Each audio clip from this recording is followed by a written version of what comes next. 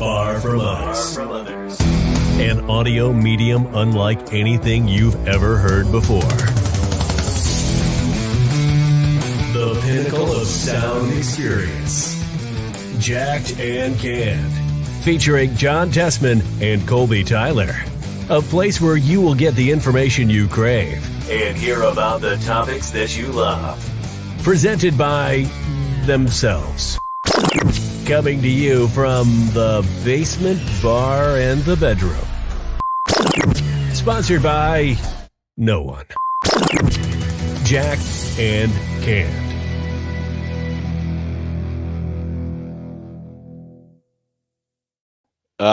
Ladies and gentlemen, welcome to the Sports Roundtable with Jacked and Canned. Joined as always by John Tessman. John, how are we doing tonight?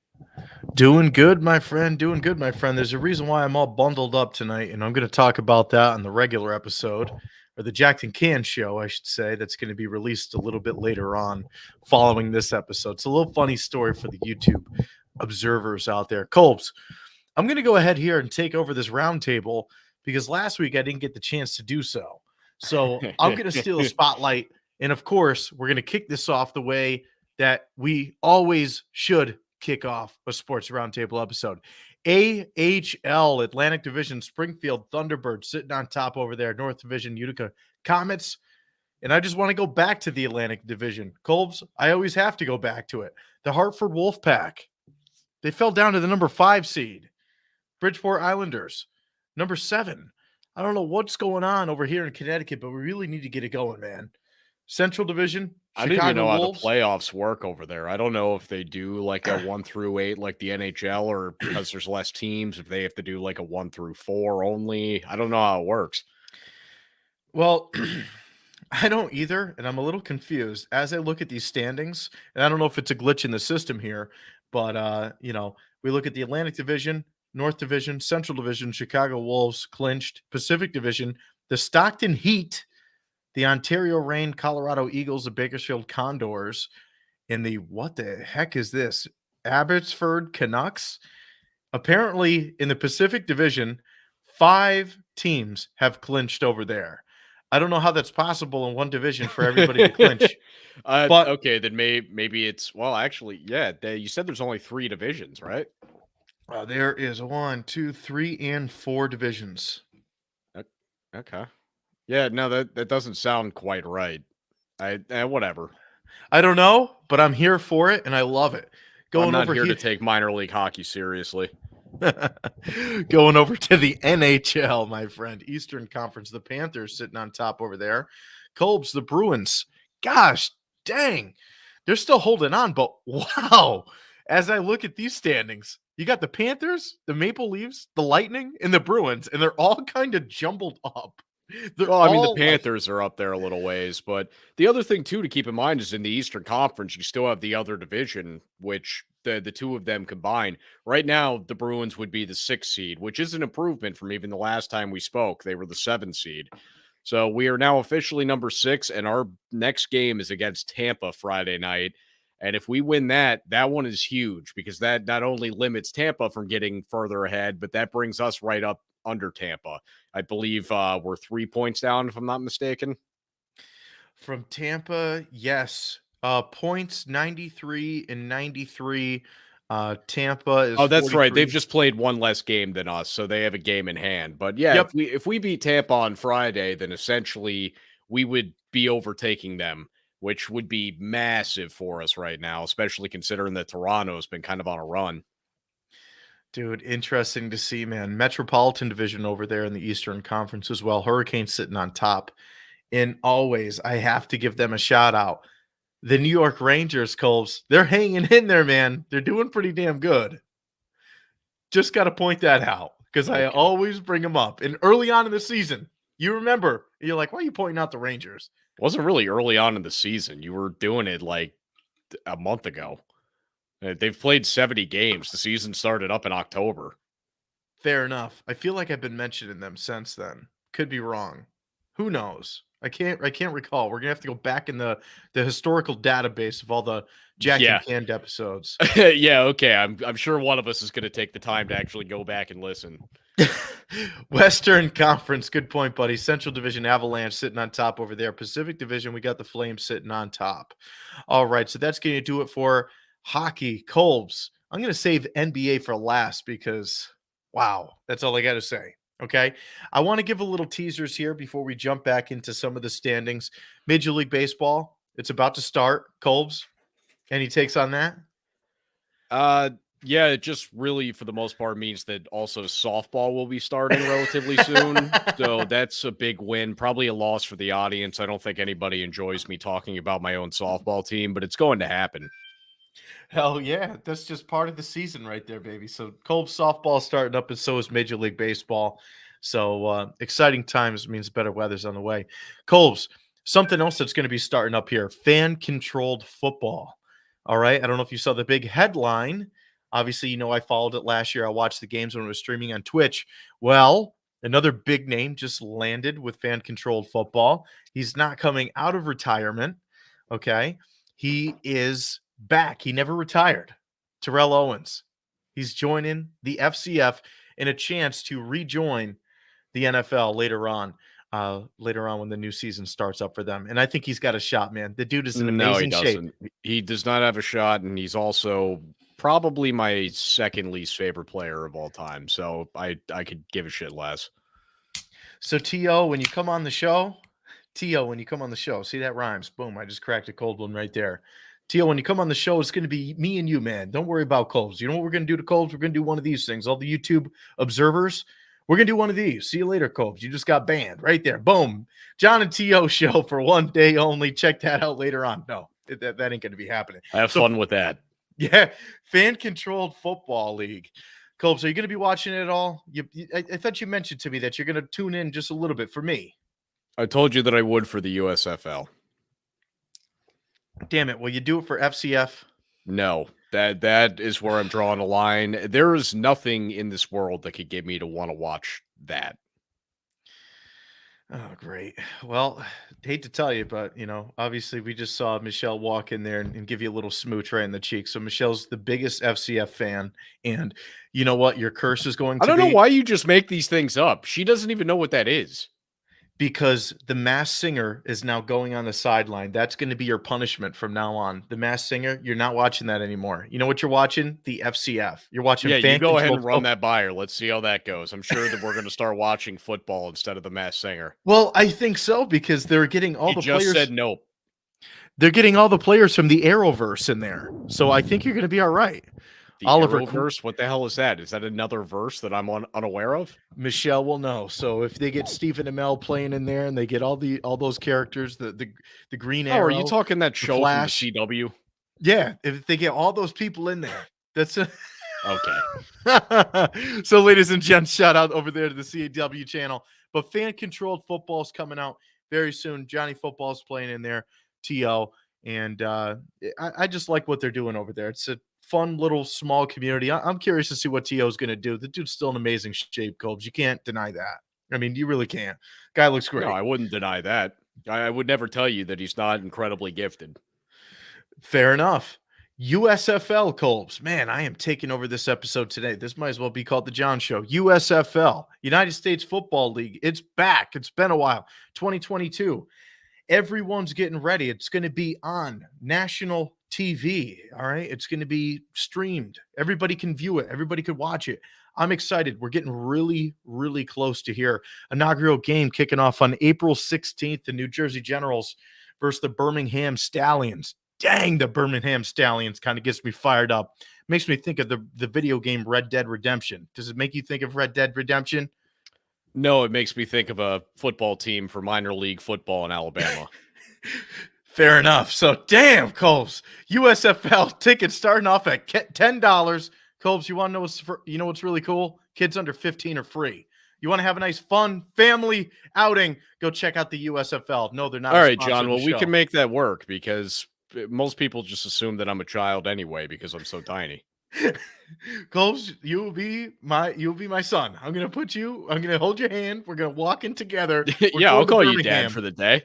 We're going to Birmingham. Now that would be fun. I've never been to Bama. We might as well check it out. Dude, it's going to be a good time, but man, they're starting up there very, very soon. So we got the 16th, you're going to see them on Fox and NBC. The 17th, you're going to see them on NBC, the USA channel, and FS1 Sports. You can catch them out at the whole weekend upcoming here. Colbs, XFL made a big announcement today as we record this episode, Wednesday, April 6th. XFL just released a brand new logo. And I don't know how I feel about it, man. Did you see it? No, typically the XFL news does not hit my my platforms of any kind. Well, when you get a second, go ahead and check it out. It's tagged as XFL 2023, and it's just a black circle with the letters XFL in it. Now, it's cool. I think it looks more modern and more sleek, but I don't know. I like the red and the blue and the big X behind the XFL logo. No, I like black and white. So you know what, Colbs? Maybe you're going to be a fan of this then. No. Are you going to watch the XFL? I might catch a game here or there. Yes. Okay. I got to see if they're going to be around here again because I'm going to get you some tickets so we can go together. Colbs, that's what we got going on over there in the XFL. Now, before I kind of tease this to the audience here, before we kick it over to the NBA, because I'm so curious what your thoughts are, and I got you never teased that. I just want to throw that out there. There was a conversation we had off air. Never mind. So you heard that right now. NBA, we're going to talk about it in a little bit. So here's the thing. Award-winning podcast at it all over again. You are welcome. Yeah. There is nothing more strategically planned than our show in this world. You won't find it. You can listen to podcasts anywhere in America. You won't get the actual effort that you get from us, especially from a writing standpoint. All of this so far that John has, it's all written down on a piece of paper in front of him. But you got that right. You got that damn right. So Indoor Football League, Colbs, the Indoor Football League. Do you care about it? No, I thought the Arena League was cool when I was like 12, and then I grew up a little bit more. Jesus, you are rough today. Damn, Colbs, I'm going to take a sip for you. Here we go. Well, John, you've only talked about things that I'll never watch. Well, damn it, start opening up your eyes a little bit more and start watching some of the games. Be a fan. Come on, Colbs, jump in there. Damn it, I'm going to start talking about the big three. In all seriousness, I would rather rewatch NFL games that I've already seen and know the outcome of than watch minor league sports in general. Oh, man, Colbs is rough today. Ladies and gents, Indoor Football League, who's on top? Massachusetts Pirates. I got to bring it up. Colbs knows this. I was at the Massachusetts Pirates game. Oh, my God. Indoor league football is a different animal. Colbs, me and you have to go. It's comedic gold. It is loud music in between. There is big time hits, and people get jacked up against the wall. The wall is kind of a cool factor. The wall is a cool factor. I saw footballs being tossed right into the crowd with nobody paying attention and bump back whacking people. I'm like, what the hell is going on here? The field goals are absolutely crazy. The goalposts are like the width of my arms. They're so small, and they're still kicking for an extra point. And they're kicking it's like a little tuning fork. Dude, you know what? It's fun. It's fast paced. The clock doesn't stop on a lot of the plays too. It kind of changes up there at the 1 minute mark, I believe. But anyhow, it's the music in between of seeing it live, which is absolutely wild. Like explicit version of songs, and they are coming on loud. There's little kids there that are like, with their popcorn, like, and you got Nelly like, it's getting hot in here, baby. Come on, let's take off all your clothes. Let's go. Yeah, I also enjoy that while John's doing that impersonation of a child, he was also doing the same exact thing. Absolutely, because I was actually doing the same thing because I was pumped up about it. I sent Colbs a couple of pictures as well, so really cool experience. But Massachusetts Pirates, Colbs, they're good, man. They end up winning the game. Mass Pirates, DCU Center over there in Worcester. You got to check them out, ladies and gents. If you're around the New England area, go ahead, type them in. It's a lot of fun, and the tickets aren't too expensive. Anyhow, that's where we're sitting at for the IFL. I got to give a little shout out over to the other division, the Western Division, the Arizona Rattlers. Oh, Colbs. Oh, dude, I got to mention some of these team names. Oh, man, I think I'm a fan of this league. We got the Quad City Steam Wheelers, Green Bay Blizzard, Arizona Rattlers. Wait. Did I hear that right? That the town name was Quad City? Quad City. Okay. We got the Vegas Nighthawks, Bay Area Panthers, Duke City Gladiators. Oh my God, this one might be my favorite.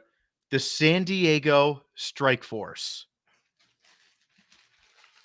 Any Were reactions? you waiting for me to give you a reaction there? Okay, it's the Strike Force. I think a lot of minor league teams use that name. Well, fair enough. Colbs, and I am not done with Who's on Top is the world's longest one. And ladies and gents, it's going to be even shorter next time. We are going over to the Big Three. No, I'm only kidding. We're not going to the Big Three. The season's not started just yet. I'm going to take it easy on you. We're actually going to kick it over here to the NBA. So thanks for sticking with me for about 15 minutes and taking over the Sports Roundtable episode because Colbs hijacked it last time because I was driving, so I couldn't do it. All right. NBA standings, Eastern Conference, the Heat sitting on top, Western Conference, the Suns sitting on top. All right, Colbs, what else you got in mind today, man? Well, I'm kidding. So I was going to say there's some like super cool stuff just in those NBA standings that you just didn't even bring up yet. And oh yeah, man, I just wanted to skip over that because I knew that was going to be a topic of conversation for today. And my God, before you go ahead and kick off with anything else, I didn't realize that the Lakers were officially out of it. So hear me out, right? I'm like, yeah, they got a chance. So I go and log in. I log into my FanDuel account, and I go and look, and it says a settled bet. And it shows the Lakers as no money paid out, and I couldn't cash out. And I go, wait a minute. You're telling me the Lakers are eliminated from any playoff competition right now? I go, that can't be right. That can't be right. I look again, and I find out that the Lakers are eliminated from playoff competition. They had like a 0.2 chance going into last night. 0.2. I don't know if that's accurate. I got it off of a website. But Colbs, real quick before we dive into anybody else, what? I mean, wow. Well, I mean, LeBron rolled his ankles a couple games ago, both of them at the same time, actually. So he's missed the majority. I think actually every game since. He's missed the last 2 or 3 games. Anthony Davis did make his way back, but I mean, Anthony Davis can only do so much. And this team was just poorly constructed. They went into the offseason or this last offseason with the impression if we bring in all these guys that were once great, that we're going to have a great team because we got LeBron and we got AD. Well, AD showed that he does what he's done his whole career. He's been hurt pretty much the whole season. I think he's played something along the lines of maybe 20 games. Like it has not been much. And, LeBron's been off and on hurt, but you can't really blame him. He's 37 years old. That's not something that necessarily holds up that way. The older that NBA players get, you don't have all the same strength as far as really just everything from muscles down to just your tendons. Like John, you were just telling me your bones hurt a minute ago. You're 30. LeBron's got 7 years on you, and LeBron's also got half a foot of height on you. And LeBron's also, he's been doing a physical activity for his job for really, actually, he's been doing it pretty much since he was a child. So, I mean, it's not going to hold up entirely that well. On top of it, like I've told you, Russell Westbrook it wasn't going to work from the start, and it never did. Bringing back Dwight Howard was a little bit disappointing for how that turned out because I thought it was going to look a little bit more like it did 2 years ago. It didn't. Dwight Howard was relatively ineffective up until actually relatively recently. He's had a couple of nice games here. Melo has been surprisingly pretty efficient, but that was kind of like a best case scenario for Melo. Right. We knew he wasn't going to be a guy coming out here putting up 28 points a game like he used to back in the day.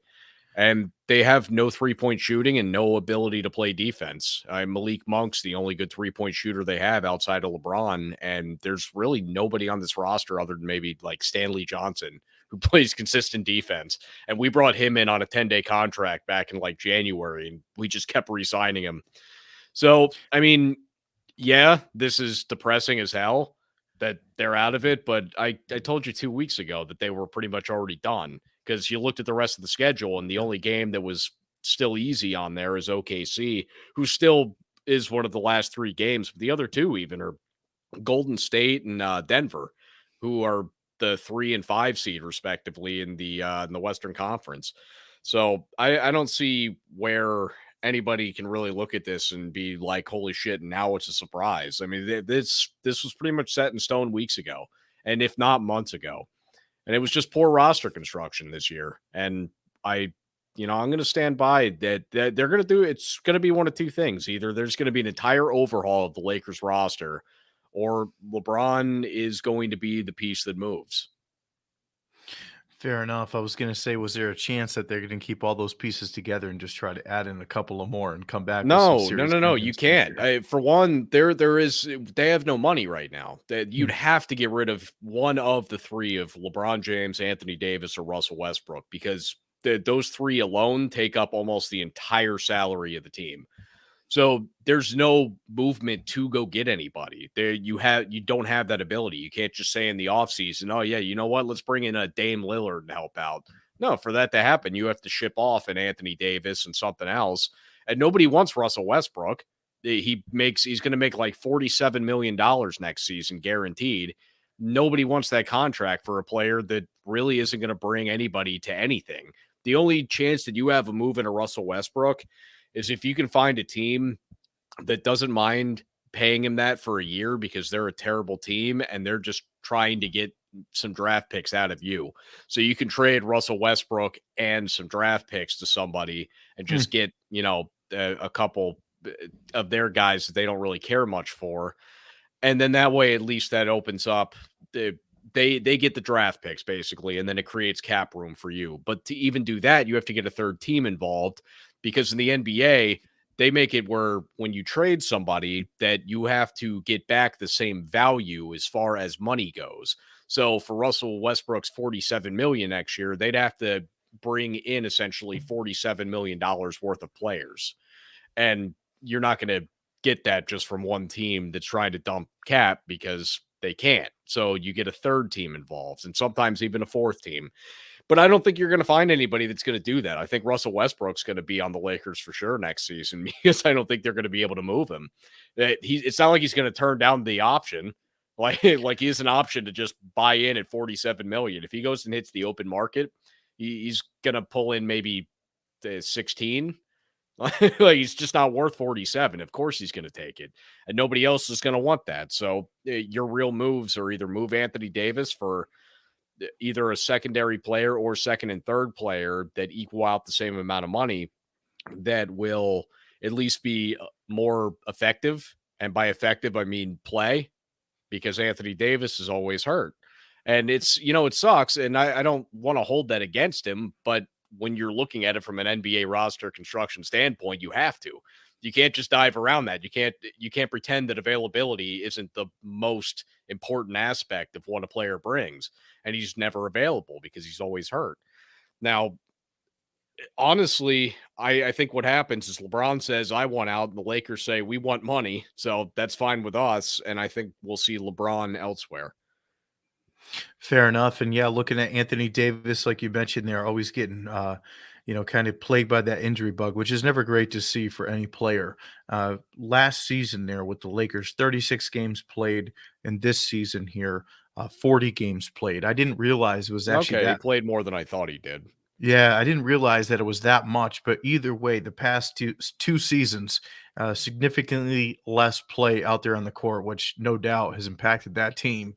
And with him out there on the court, just a little bit better. But Colbs, that stunned me. I was like, yeah, I'm holding out for the Lakers. I'm holding out for the Lakers. And ladies and gents, longtime Jack and Can listeners, you know that I don't really pay too much attention to the NBA outside of the conversation with Colbs.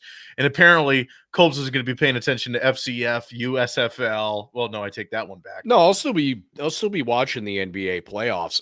I mean, I still love the NBA. I don't need LeBron to love basketball. It's just that is my driving force of what I love most in basketball. But I mean, the Heat have a really good team right now. I'm excited to see how they go. I'm actually relatively looking forward to Boston getting bounced in the playoffs, because I think a lot of people have really gotten onto the Boston bandwagon just because they have gotten hot. I just don't think that Boston's nearly that good of a team. They were 3 games under 500 going into the All-Star break. I foresee Boston not really making this work come playoff time. They'll probably win in the first round, but I don't see them going very far in the playoffs. I think when you look at teams like Milwaukee, who everybody's kind of counting out, who's still sitting right there in the thick of things in the East, I think Milwaukee's an underrated team right now. I think why are they being counted out? Why is that well, a lot of people are saying it's either going to be Miami, Boston, and a lot of people still think that Brooklyn's going to find a way to pull it out, and I don't see that either. I think this conference comes down to Miami, Milwaukee, and Philadelphia. I think those are the three teams that have a legitimate shot at it, because since James Harden's made his way over to Philly, that team has looked good. And right now, there's a three-way tie for second place with Boston, Philadelphia, and Milwaukee. I think that those three are going to be having a nice little fun fight out for the next couple of games to see what seeding goes where. And everybody's inevitably just frightened to go play Brooklyn. And I'm like, don't be. Yeah, I think any of them could beat Brooklyn. And I think Boston's probably the most susceptible to them. So we'll see what happens. And then in the Western Conference, there's a lot of fun teams in the West, John. Like, yeah, Colbs, can I point out a couple of these right here, right now? I got the standings up here. We got the Suns sitting on top, Grizzlies right up there, Warriors. The Suns have been the best team in basketball all season, by the way. And for those of you that are not really in tune with the NBA, kind of like myself here, this is a mind-blowing record right here. 63-16. Okay, last 10 games, 8-2 at home, 32-8 away, 31-8. I mean, 63-16. To put this kind of in perspective here, the next team sitting at the 2 seed over there is going to be the Grizzlies, 55-24, who's 8 games back. Colbs, that's an incredible record. And is there even really like superstars on the team? The last time, Devin Booker and Chris Paul and DeAndre Ayton. Fair enough. The last time that we really saw like the Suns, I know they did a good job last year, but I think of the Suns and I still think of Steve Nash. And they made it to the finals last year. It's the same team. They're just even better than they were. Amari Stoudemire was a ton of fun to watch down there in Phoenix. Oh my God, he was a blast. But that's what I think of, and I could probably say a lot of the NBA fans that might have been fans in the past or might have tuned in might relate to that one. But right now, the Suns, they're doing something magical. They might be better than they were back then. I don't know. Yeah, no, they are. And it's not even close. No, those teams were good, but they weren't this level of good. This is an incredible team led by Chris Paul, but with Devin Booker being the best player on the team, which is honestly, I think, a perfect combination of players. And you can tell that Devin Booker's learned from Chris Paul, because I've seen his ability to dish the ball improve massively over the past couple of seasons. There was once upon a time where Devin Booker had the ability to put up 70 in a night because I saw him do it. But Devin Booker was kind of just known as that, a guy that's going to score a ton of points, and that's all you're getting. He plays active defense. He's not the best defender, but he plays active defense, and he has a very good ability at getting the ball to the right guy. I saw him throwing like no-look passes and shit the other week. I was like, wait a minute. I was watching a Phoenix LA game a couple weeks back. That's what it was. And I'm watching it, and I'm like, wait, since when does Devin Booker do all this? I'm just used to watching him hit every shot that he takes, but I mean, he shoots incredibly efficiently. So does Chris Paul. They're getting the ball to the right guys. DeAndre Ayton is just a monster down low. That's a guy that just like waits for the ball to come off the rim so that he can just go grab it and either slam it back, or if it's, from the defensive side, he'll just grab that thing, rip it out of the opponent's hands, and gets it to one of those guys that knows what to do with it. Hell yeah, man. They're doing some special things over there. So Dude, I'm so excited to watch Memphis too, the 2 seed with Ja Morant. Ja Morant is probably the funnest player in basketball right now. If you had to pick a sleeper out of that conference, who would it be? I think probably the closest thing to a sleeper that you could say would be at 4 there with Dallas, because I do think that they have a very good team there. I don't think you're going to see a whole ton from the 5 through 10.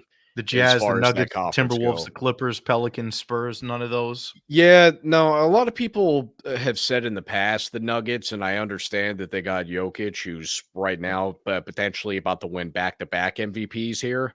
Damn. And I know that Utah gets a lot of people saying that they're a sleeper team. I just don't see either of those teams winning the whole thing. That's all it is. I think that they're very good teams. I think that they could both make a Western Conference Finals.